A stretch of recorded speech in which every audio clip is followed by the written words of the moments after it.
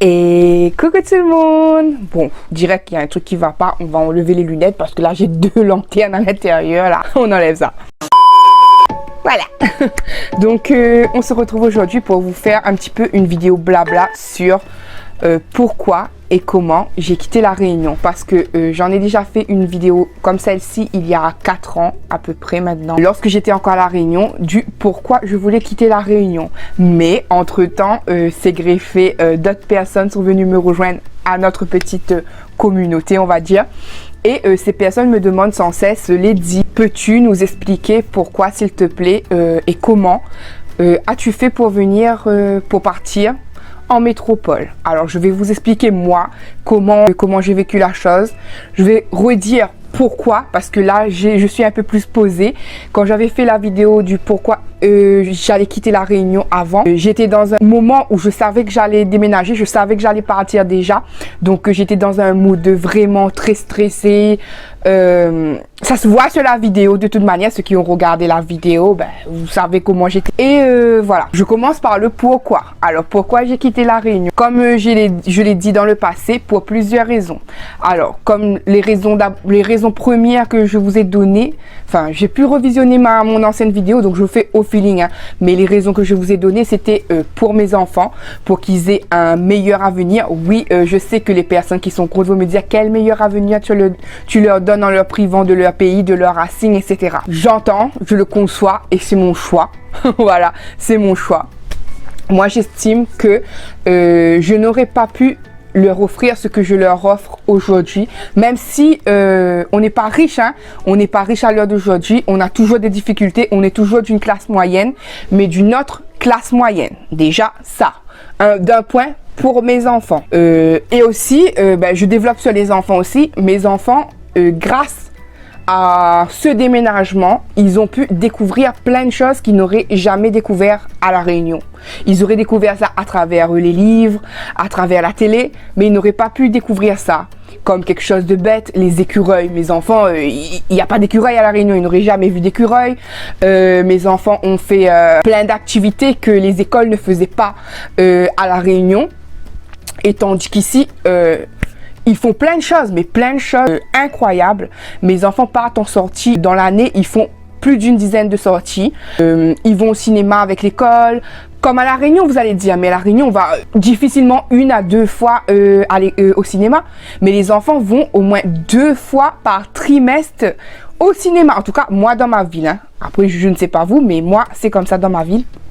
Mes enfants font plein de choses. Même mon grand qui est actuellement là, quand je vous filme, il est en 3e. Il fait plein de choses qu'il n'a pas pu expérimenter à la Réunion. Et nous, n'ayant pas suffisamment les moyens à la Réunion, il n'aurait jamais fait. Donc déjà sur ce point-là, c'était une de mes motivations qui a été validée. Parce que mes enfants apprennent plus de choses, font plus de choses, apprennent. Je parle pas d'apprendre scolaire seulement, parce qu'il y a de très très bons élèves à la Réunion, il y a de très très bons professeurs, de très très bonnes classes et des niveaux vraiment super quoi. Je parle moi de l'apprentissage un petit peu vie, de la vie, etc. Ben, mes enfants, ils ne regrettent pas sur ce point-là. Ensuite, un autre point que j'ai donné aussi, c'est ma santé. C'était parce que je voulais aller voir, enfin je sais plus si je vous ai parlé de ma santé avant ou pas, je ne sais plus, mais dans ma tête il y avait aussi raison santé, parce que ma santé, comme vous savez, j'ai toujours eu une petite santé, enfin ceux qui me connaissent déjà, j'ai toujours eu une petite santé. Maman m'emmenait faire les soins nécessaires quand j'étais plus petite, etc. Mais ça donnait pas grand chose, ou soit on me donnait des médicaments, on me traitait pour des choses mais sans conviction quoi. Donc s'ensuit que à l'heure d'aujourd'hui, ça fait bientôt 4 ans, pas encore totalement les 4 ans, mais c'est dans quelques mois, ça fera 4 ans qu'on est en métropole. Mais entre temps, j'ai eu beaucoup plus d'examens ici en métropole que à la Réunion. Ici, les médecins, quand ils ont un doute sur une maladie, ils t'envoient faire l'examen. Tu vois, moi, j'ai fait des examens ici que je n'aurais jamais pensé que c'était possible. Un exemple, si vous ne connaissez pas et que vous me suivez juste sur cette vidéo, je ne savais pas qu'il existait des prises de sang où on était debout pour le faire. Il y a des prises de sang debout, il y a des prises de sang qu'il faut être allongé, il y a des prises de sang où il fallait que vous avez marché 30 minutes pour la faire. Ouais, il y a des choses incroyables que j'apprends ici. Ici, je suis suivie par une cardiologue, tandis qu'à La Réunion, à chaque fois que je partais au docteur, un exemple, hein, au docteur pour... parce que je me sentais jamais bien, etc. Et quand j'allais au docteur, j'avais de la tension, mais mon médecin estimait que j'étais trop jeune pour avoir de la tension, donc il me donnait jamais de médicaments de tension. Et pourtant, à chaque fois que j'y allais, j'avais de la tension. Mais lui, ça passait à la trappe pour lui, enfin pour eux, parce que j'étais dans un cabinet médical et il y avait 3 médecins. Donc on tournait sur 3 médecins où j'habitais. Donc voilà, déjà niveau santé aussi, pour moi, c'est coché, c'est validé aussi. Donc c'était quelque chose à accomplir et je l'ai accompli. Au niveau du travail, c'était parce que Yannick ne trouvait pas de travail à La Réunion. Quand je dis ne trouvait pas de travail, c'est parce que je l'avais déjà expliqué entre temps, mais nous étions dans une phase où il nous était déjà arrivé beaucoup de choses et j'avais besoin de cette proximité-là, d'avoir mon homme au moins le soir avec moi. Mais Yannick est de base un cuisinier, voilà, il est de base un cuisinier. Donc les cuisiniers à La Réunion, je suis désolée, mais tous les métiers qu'il a fait en tant que cuisinier à La Réunion, il a travaillé. Il faut pas dire que Yannick a chômé ou quoi que ce soit, hein. Il a tellement d'expérience à La Réunion en cuisine que voilà quoi, on peut pas dire qu'il a chômé dans sa vie, hein. Par exemple, il a fait 5 ans dans un hôtel 3 étoiles ou 4 étoiles, je sais même plus, mais il a fait 5 ans dans cet hôtel là où il était un petit peu le chouchou du patron, quoi, parce que le patron lui confiait des tâches qui étaient bien plus qu'un rang d'un simple cuisinier. C'était vraiment un homme de main, on va dire, pas de mafia, mais un homme de main, un homme de confiance, quoi. Ce qui pouvait compter. Son patron lui prêtait même son 4x4 pour vous dire, voilà, il avait totalement confiance en Yannick. Donc on peut pas reprocher à mon homme qu'il n'était pas un travailleur, qu'il était un fainéant, que c'est pour ça qu'il trouvait pas de travail, etc. Non, c'était juste une histoire de famille. Une histoire dans laquelle moi, je ne pouvais plus être avec quelqu'un qui n'était pas là pour l'anniversaire de nos enfants, qui n'était pas là le soir, qui n'était pas là les jours fériés, qui n'était pas là pendant les vacances des enfants. Non, moi, je pouvais pas. C'était là. C'est un petit peu ce qui a commencé à mettre un petit peu de l'eau dans le gaz entre nous. Ça a failli causer l'explosion entre notre couple, en fait. C'était, non, soit tu changes de métier, parce que moi, il faut savoir, je sors avec quelqu'un, mais pas pour son porte-monnaie, quoi. Moi, je l'aime lui, mais si je le vois pas, je vois que son porte-monnaie, non. Même si vous allez dire, oui, mais le porte-monnaie, c'était pour avoir l'avenir. Non, vous pouvez avoir, enfin, moi, en tout cas, dans mon cas, vous pouvez avoir la quantité d'argent que vous voulez. Si vous êtes seul, vous êtes triste. Vous vous réveillez seul, votre lit est froid. Encore beaucoup de fois, il faisait pas la route parce qu'il y avait... à La Réunion, on a une route du littoral. Et le littoral, des fois, il y a beaucoup de déboulis. Donc, quand ça se produisait, comme il travaillait loin de chez moi, j'étais de Saint-Denis et Yannick travaillait sur Saint-Gilles, à Saline-les-Bains. La Saline-les-Bains, le dernier poste qu'il occupait. Donc, quand il y avait le débouli, il restait chez sa maman qui habite à la Saline-Léo, tout simplement. Voilà, il n'avait pas fait la route alors qu'il avait sa mère qui habitait là-bas. Donc, c'est ça, ça a failli causer un petit peu la rupture de notre couple. Le fait que moi, je sois trop seule, le fait que j'avais pas l'impression, vous savez, quand vous êtes jeune et que vous n'avez pas l'impression que vous êtes en couple, mais que pour, vous avez que la récolte de son travail, vous n'avez pas l'homme en lui-même chez vous.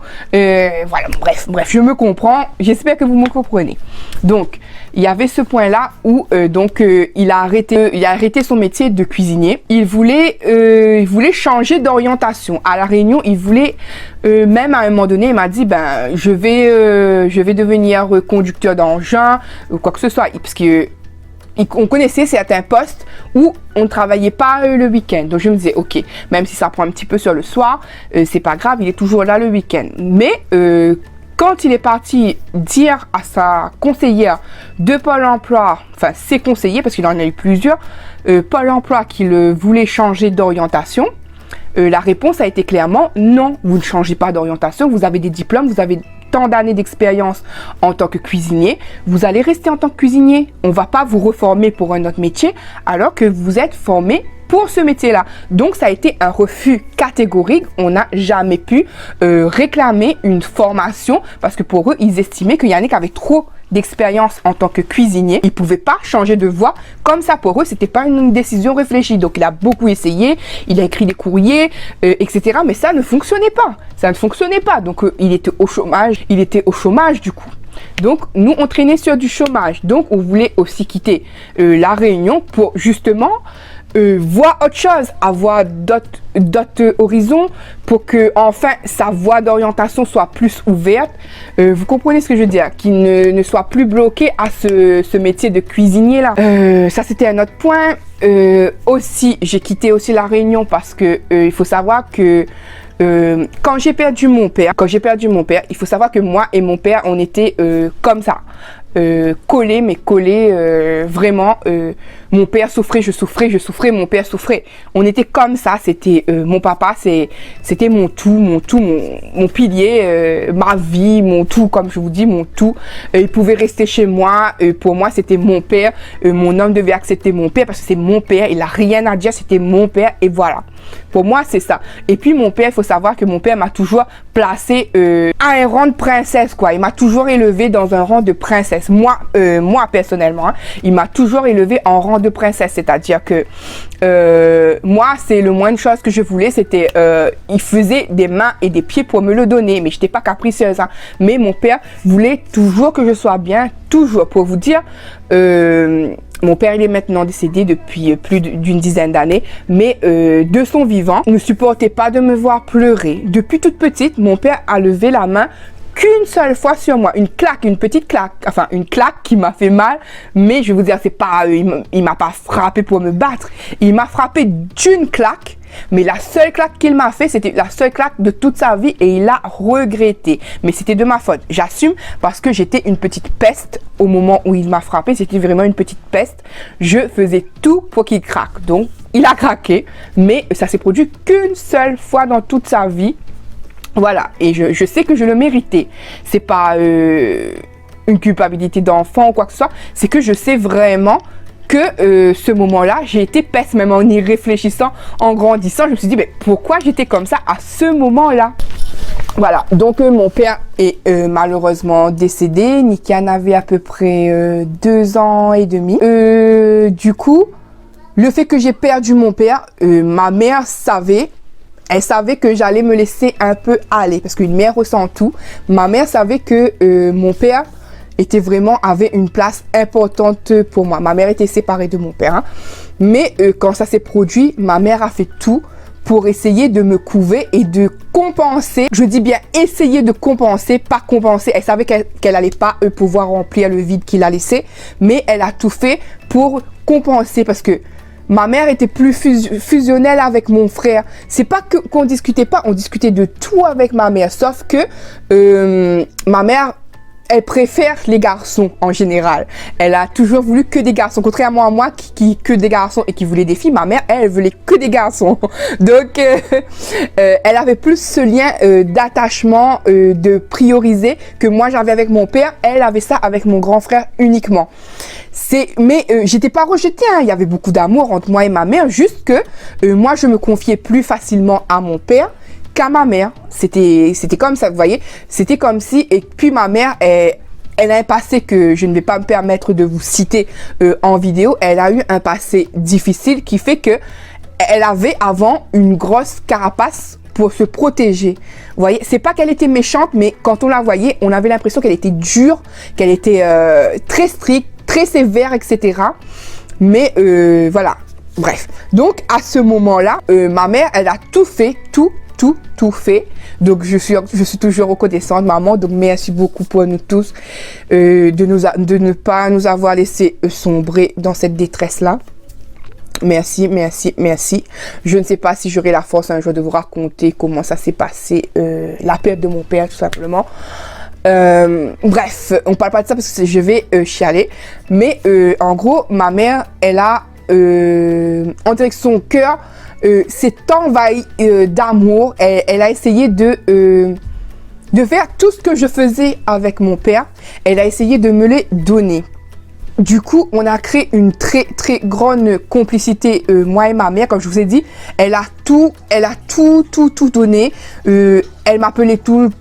Parce que je le sais bien en tant que maman, on veut pas que notre enfant elle commette l'irréparable, vous voyez. Et moi, à l'heure d'aujourd'hui, je peux vous dire que peut-être que si je n'avais pas Nikian à ce moment-là, peut-être que j'aurais voulu suivre mon père. Et ça, je pense que maman le savait au fond d'elle que la perte de mon père était comme si qu'on m'enlevait aussi une partie de moi, on va dire. Il y a une grosse partie de moi qui est partie. Donc, on a eu comme une fusion ensuite, maman et moi, parce que je me suis raccrochée. Excusez-moi, c'est un petit peu... voilà. Je me suis raccrochée au seul pilier qui me restait de vivant. Donc, je me suis dit, papa, le jour qu'il est décédé, je n'ai pas pu, parce que mon père, il faut savoir que je lui disais je t'aime à chaque minute de ma vie. J'étais comme ça. Il allait dormir, c'était je t'aime papa. Il allait en week-end, c'était je t'aime papa. C'est tout le temps, j'étais je t'aime papa, je t'aime papa. Je donnais encore la main à mon père à 19 ans. J'étais toujours là, donner la main à mon père, 18 ans, j'étais toujours là à donner la main à mon père. Je m'en foutais, quoi. Les gens pensaient même que j'étais sa jeune copine, qu'il avait la chance qu'il avait une jeune copine. Mais non, j'étais sa fille et j'étais fière, moi. J'étais fière de toujours donner la main à mon père. Voilà, bref, c'était... Voilà. Donc, s'ensuit une grande complicité avec ma mère. Tout ce que je faisais, je lui disais. Ça a commencé comme ça aussi, les je t'aime, parce que pour moi, le je t'aime a pris toute son importance le jour où j'ai perdu mon père. C'est que j'ai regretté que je ne lui ai pas dit. Donc ma mère, je peux lui dire au moins 10-15 fois par jour, je t'aime. Quand elle m'appelle, à la fin, c'est souvent...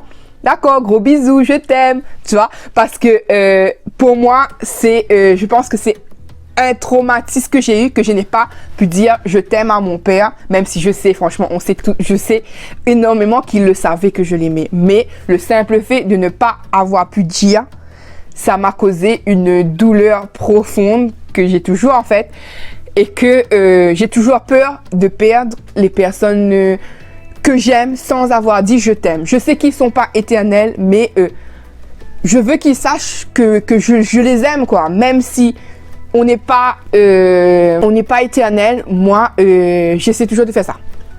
C'est le blablatage. C'est vous qui me poussez à là, parce que il faut bien expliquer, il faut démêler le ci, le là. Si vous voulez savoir une chose sur moi, il faut bien connaître le fond du truc. Donc, je suis, on va dire, je suis quand même maintenant très fusionnelle à ma mère. Quand je fais quelque chose, j'ai besoin de lui dire.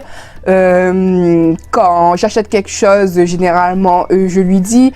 Quand je suis dans la galère, enfin, je parle quand mon père est décédé. Quand je faisais quelque chose, je lui disais. Quand, voilà, je lui disais et tout. Et ma mère a pris l'habitude de me couver. Quand j'étais encore à La Réunion, elle me couvait. Elle m'a super couvée, c'est-à-dire que dès qu'il me manquait quelque chose, elle savait que moi je disais rien. Soit elle demandait à Yannick, soit elle demandait aux enfants. Elle faisait en sorte que je ne manquais de rien. Même si ma mère a des revenus aussi moyens que moi, elle faisait en sorte que moi je manquais rien. Même si c'était moi et ma mère m'a toujours appris l'essentiel, c'est d'avoir ton riz, du grain, de l'huile, de siave. Si t'as rien, tu fais un riz avec de l'huile ou du siave, tu manges. Si t'as rien, si t'as un sachet de pâtes, tu manges. En fait, ma mère m'a élevé de sorte que si tu as de la nourriture pour un, tu as pour deux. Ma mère m'a élevé comme ça. Donc, merci maman pour tout ça d'ailleurs. Je t'aime. Et en gros, ce que j'essaie de vous faire comprendre, c'est que j'étais trop fusionnelle à maman, et ça se fait que inconsciemment, qu'autant pour moi que pour maman, je pense qu'on maman délaissait un peu son conjoint et moi je délaissais un peu le mien. C'est-à-dire que j'avais une petite routine quand mes enfants allaient à l'école, comme je vous avais expliqué dans la vidéo, dans une des vidéos, si je vous l'ai déjà posté. J'habitais pas loin de ma mère, donc j'avais une routine comme ça. Je passais toute ma journée, même quand Yannick travaillait pas, je passais toute ma journée chez ma mère et au détriment de Yannick, quoi. Je pouvais le laisser une journée à la maison et maman c'est pareil, son conjoint pouvait sortir du travail. Moi j'étais là, c'était maman et moi et les autres, basta en fait. C'était comme ça. C'était je m'encaparer, je crois que ça dit comme ça. Franchement, ces temps-ci, je sais plus parler. Je m'encaparais de son temps. J'étais là, je m'installais, j'étais là, la journée pouvait passer jusqu'à l'heure de récupérer les enfants à l'école, j'étais là, je prenais de son temps, c'était toutes les deux, on allait en ville, on allait voir ma soeur Anne-Sophie, on allait, voilà, mais c'était toutes les deux en fait, on oubliait un petit peu le monde d'autour, nos conjoints respectifs, etc. C'était, voilà, c'était fusionnel comme je vous ai dit, et pour cette raison aussi, moi je me suis dit à un moment donné, stop, j'aime énormément ma maman, mais même elle aussi, elle savait hein, que elle me disait toujours, Coco, il faut que tu t'éloignes de moi parce que le jour où je mourrai, tu vas souffrir. Elle voulait me protéger aussi comme ça, mais moi je continue à venir. En fait, c'était comme ça. Nous deux, on disait, non, ben, on s'appelle pas demain, tu ne viens pas demain, etc. Après, soit j'atterrissais chez elle, soit elle m'appelait. Donc, on tenait jamais nos promesses. C'était toujours comme ça. Du coup, moi, c'était une des raisons là aussi, c'était de pouvoir pas vraiment couper le cordon, parce qu'on l'avait coupé une fois quand il y avait papa, etc. C'était plus défusionner un minimum, voilà, pour qu'on puisse vivre au moins, parce que je sais si j'aurais été toujours là-bas, ça aurait toujours été maman, on va faire ça, maman, on fait ça. Pour vous dire, c'est elle, parce que, comme je vous ai dit, vous croyez sûrement pas, vous ne croyez peut-être pas quand je vous dis que je suis timide, mais comme preuve, maman, elle sera en commentaire, je suis sûre. Donc, elle va vous dire ça. Des fois, lisez les commentaires de maman, elle raconte parfois des petites anecdotes que j'en ai pas forcément parlé ou que j'ai pas forcément pensé. Du coup, même pour rappeler, par exemple, si j'avais un appel à passer à un organisme, je sais pas moi, la Sécu ou la CAF ou je ne sais quoi, c'était, je demandais à ma mère de le faire et ma mère, à contrario, elle n'aimait pas aller payer dans les magasins, etc. Donc, elle m'envoyait dans les magasins, elle m'attendait à la porte, va payer, va régler à la caisse et moi, j'y allais. On compensait nos faiblesses comme ça, l'autre faisait pour l'autre, etc. Donc, comme je vous dis, c'était vraiment fusionnel, c'était l'autre pour l'autre, vous voyez, c'est, voilà, on est là, etc. Donc, j'ai voulu aussi défusionner parce que je sais qu'à la longue, ça aurait coûté soit à maman son couple, il faut le dire, soit moi, mon couple à moi, parce que, voilà. Donc, pour un peu ça aussi, et maman me donnait trop de choses. C'était, je vous dis, j'ai connu la misère, oui, beaucoup ne peuvent pas imaginer parce qu'aujourd'hui, je dépense beaucoup, mais j'ai connu la misère où il fallait manger que du riz, de l'huile, du siave, poivre, voilà quoi, j'ai connu ça, ou bien des sardines. J'ai connu cette période-là où on n'était pas sûr que le sachet de pâte allait durer plusieurs jours. Et des fois, je disais rien à ma mère, mais ma mère pistait mes enfants et finissait toujours par me faire des courses. Pendant ces courses, elle me donnait. Et je me suis dit, non, ça peut pas continuer. Comment je pourrais grandir si ma mère me couvre ainsi, si on est toujours à ce point zéro là. Et voilà un autre point que je vais vous donner. On était toujours au seuil de la misère. Vous allez dire la misère, c'est les gens en Afrique, les gens pauvres, etc. Non, parce que j'avais un toit sous ma tête. Ma mère m'a appris que la première chose à faire quand tu as un logement, tu payes ton logement, tu payes tes factures. Et moi, quand je faisais tout ça, il me restait à peine 50 € pour manger. Donc 50 € à la Réunion, calculez ce que tu peux prendre. Généralement, tu prends des œufs au détail chez le petit boutiquier parce que tu vas pas aller en grande surface, tu sais que tu n'auras pas assez. Tu prends du pain, des baguettes avec des boîtes de salami parce que tu sais qu'une boîte de salami, tu peux la couper. Tu peux couper une tranche en 2 morceaux et manger dans du pain avec de la mayonnaise. Voilà, c'était, voilà, comme je vous dis, vous pouvez pas imaginer que j'ai vécu cette passade-là. Mais moi, ma mère, je lui ai caché beaucoup de choses parce que je savais qu'elle allait tout compenser, qu'elle allait toujours tout compenser. Et voilà, mais j'en ai eu marre de vivre dans cette misère-là. Je me suis dit non, ici, on n'avancera pas. Ici, on est condamné à être toujours dans le même truc. Devoir récupérer des choses chez maman. Maman me donnait tous ces meubles. Elle faisait comme si qu'elle voulait des nouveaux pour me redonner ses anciens, ses vêtements. Moi, je pouvais même pas m'acheter des vêtements. J'avais même pas de l'argent pour m'acheter des vêtements. J'achetais quelques bibelots de décoration des fois, mais j'avais même pas de quoi m'acheter des vêtements. Du coup, ma mère qui aime beaucoup la mode, comme je l'ai déjà dit, elle me redonnait ses vêtements avec des étiquettes et tout qu'elle voyait. Elle me redonnait quasiment tout son armoire et elle renouvelait souvent sa garde-robe pour pouvoir m'offrir ses affaires parce que elle voulait que moi, à l'âge que j'avais, j'étais jeune encore quand j'étais à La Réunion, elle voulait que je sois aussi dans la tendance, que ça se voyait pas sur moi que je vivais des situations très très dur, vous voyez. Donc voilà, je voulais sortir de la misère. Pour ceux qui disent que ouais, pour sortir de la misère il fallait que tu acceptes que Yannick continue à travailler dans la restauration, etc. Vous avez vos opinions, j'ai les miens. Donc partir en métropole aussi pour quitter cette misère là, de voir plus. Est-ce que cette misère là a été réussie?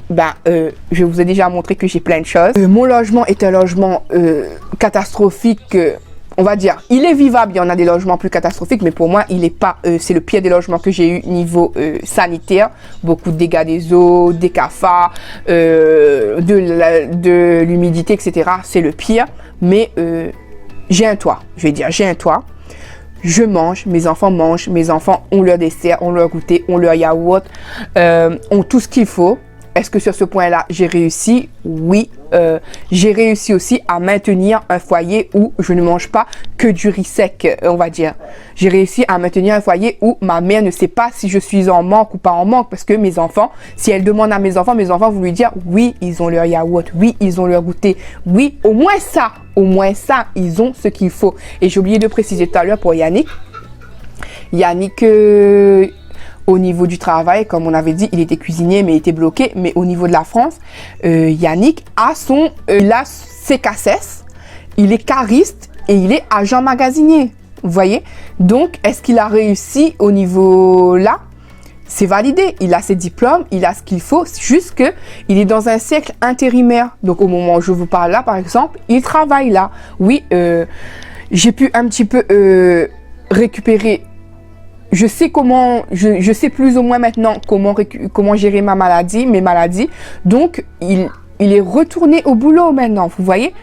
Et ça, à La Réunion, il ne pouvait pas être au boulot quand il voulait, clac, clac, boum, boum, même pas les intérims ou quoi. Ici, on a décidé qu'il était temps qu'il reprenne le chemin du boulot et il est au boulot. Vous voyez, c'est un peu nous qui avons les cordes dans les mains. C'est pas qu'on supplie pas un système, c'est le système qui a besoin de nous en fait. Je vous dis, pour lui en tout cas, pas pour moi. Moi, j'allais dire inutile, mais personne n'est inutile. Mais je veux dire, ils ont besoin d'un cariste.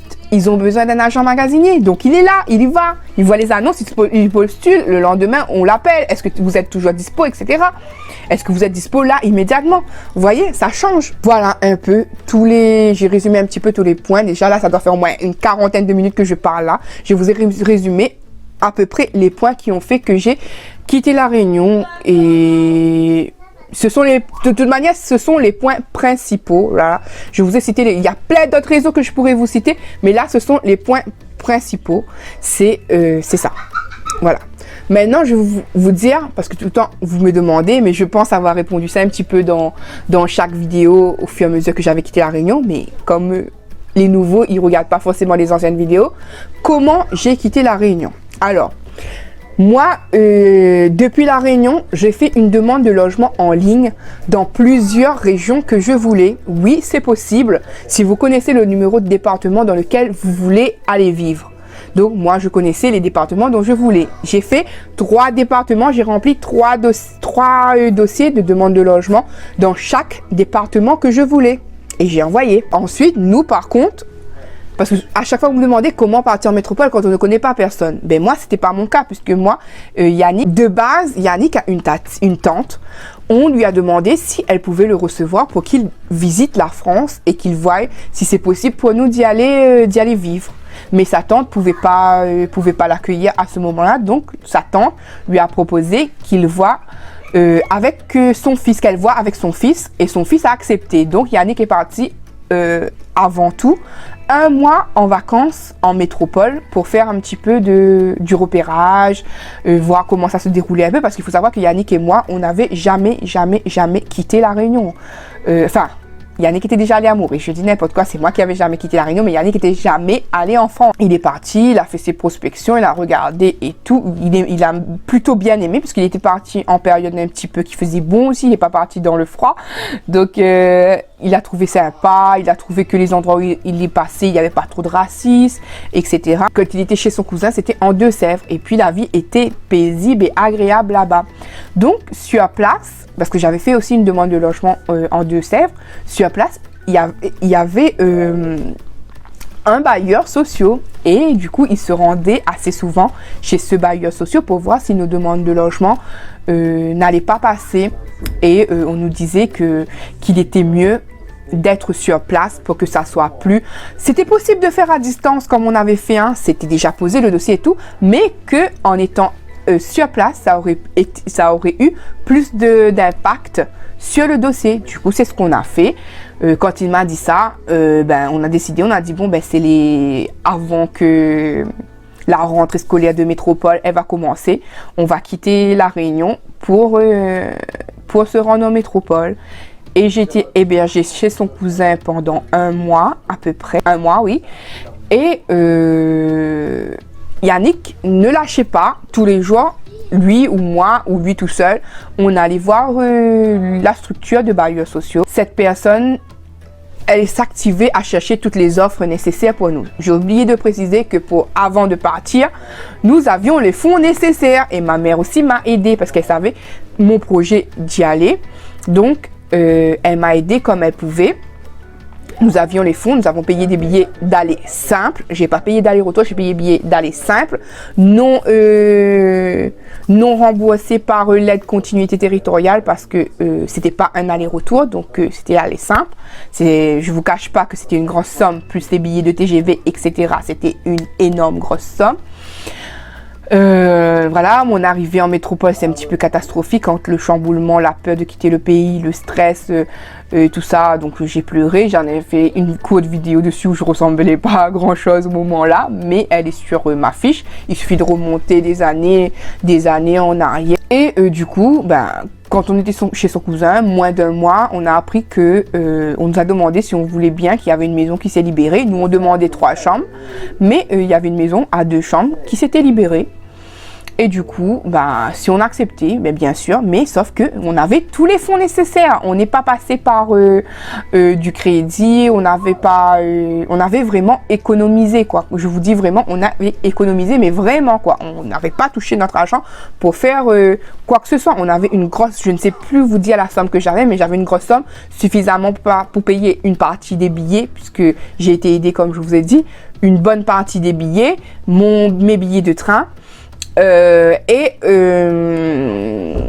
manger sur place, mon logement. Quand j'ai obtenu mon nouveau logement, j'avais de quoi payer ma caution, mon loyer et faire mes courses parce que j'étais hébergée chez son cousin, mais son cousin n'était pas là, il s'est absenté, il s'est un peu absenté, il est parti lui à la Réunion en vacances et nous on a gardé son logement, mais il fallait que j'achète mes courses, donc on a acheté notre course normale, donc on avait une bonne somme de base, hein. Donc c'est primordial de se dire qu'il vous faut une somme d'argent, pas arriver là avec ses valises ballants et faire la manche. C'est juste pas possible, parce qu'une fois arrivé en métropole, ça passe ou ça casse. Il y a 2 écoles. Il y a une école où tu tombes dans une ville raisonnable, les gens sont gentils, généreux, les assistantes sociales, ça peut être top.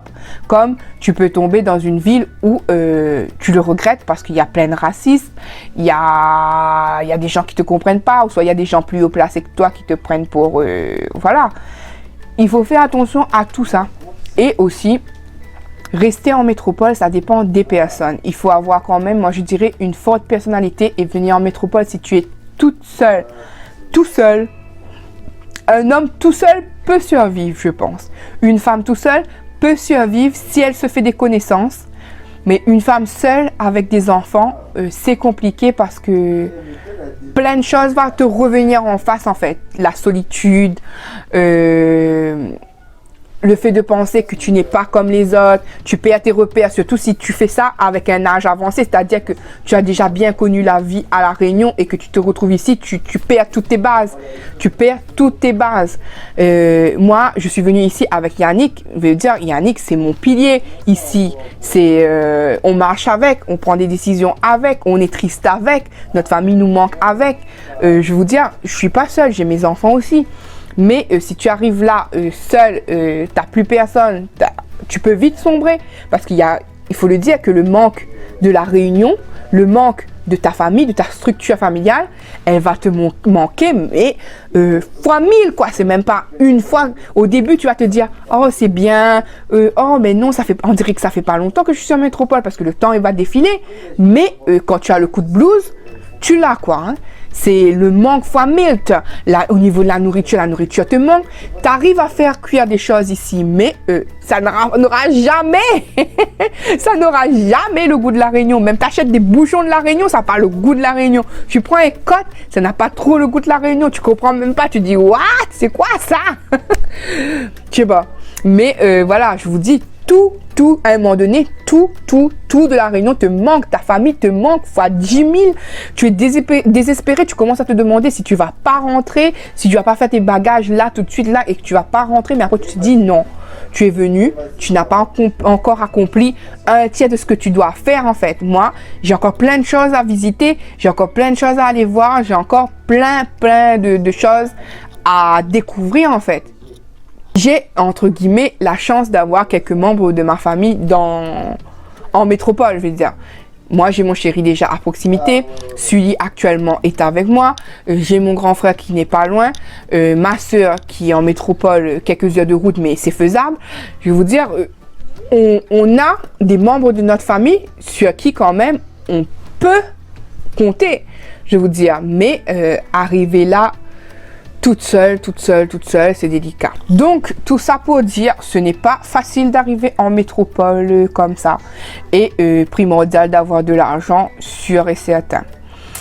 Ne faites pas de choses sur un coup de tête. Franchement, les coups de tête, des fois, ça passe, mais des fois, ça casse. Parce que, comme je vous dis, c'est tout un autre univers en métropole. C'est toute une autre façon de vivre. Quand tu es installé, tu vas penser que ça ne se voit pas, mais en fait, si. Les créoles d'ici, en fait, c'est à double tranchant. C'est soit La Réunion les manque et ils ont envie de se faire de bons amis, donc ils se rapprochent de toi. Soit c'est ils te matent genre ah mais t'es là mais t'as pas plus avancé que ça. Qu'est-ce que t'as toi? Qu'est-ce que voilà. Il faut savoir qu'il y a certains créoles, je dis pas tous, qui se font remarquer parce que la vie est meilleure ici, donc ils ont plus de moyens, donc qui des personnes qui étaient lambda auparavant, enfin des personnes qui étaient monsieur madame peut-être monsieur madame bas, et à l'heure d'aujourd'hui ils se prennent de haut aussi parce qu'ils ont de grosses voitures, ils ont ils mettent des costumes. Voilà, la situation s'est améliorée et j'en suis très fière pour eux, mais on ne regarde pas les bas de haut en bas, vous voyez ce que je veux dire. Moi, que je réussisse ou pas dans la vie, je ne compte pas changer. Voilà, je sais d'où je viens, j'ai déjà été très bas, comme, voilà. Donc, je ne peux que espérer de monter très haut, mais ne pas changer. Voilà, j'ai beaucoup blablaté, j'espère que je ne me suis pas perdue dans les questions, mais je ne regrette pas d'être en France, je suis contente d'avoir connu la France parce que ça m'a été bénéfique sur beaucoup de points que je vous ai cités. Même pour mes enfants c'est bénéfique, hein. Mes enfants par contre me réclament beaucoup La Réunion, ils espèrent retourner en vacances. Ils ne me demandent pas forcément de retourner y vivre, mais au moins de pouvoir y aller en vacances. Mais comme là on n'a pas les moyens d'y aller, on peut pas y aller. Voilà, parce que là la priorité serait surtout de changer de logement. Voilà, ben, du coup, si vous avez d'autres questions, si j'ai pas répondu exactement à votre question, dites-moi en commentaire et je vais répondre en commentaire directement. Je vous mettrai les informations que vous avez besoin en commentaire parce que je ne pense pas refaire d'autres vidéos sur comment et pourquoi j'ai quitté la Réunion parce que ce sera déjà la deuxième vidéo que j'ai faite, peut-être dans 5-6 ans, mais là, actuellement, non. Surtout que moi, quand je commence à parler, je rentre dans mes... voilà. Du coup, voilà quoi. Du coup, je pense avoir tout dit. Donc, je vais vous laisser. J'espère que cette petite vidéo vous a plu. Moi, quant à moi, je fais à tous et à toutes de très gros bisous et je vous dis à bientôt pour une prochaine vidéo. Bye bye.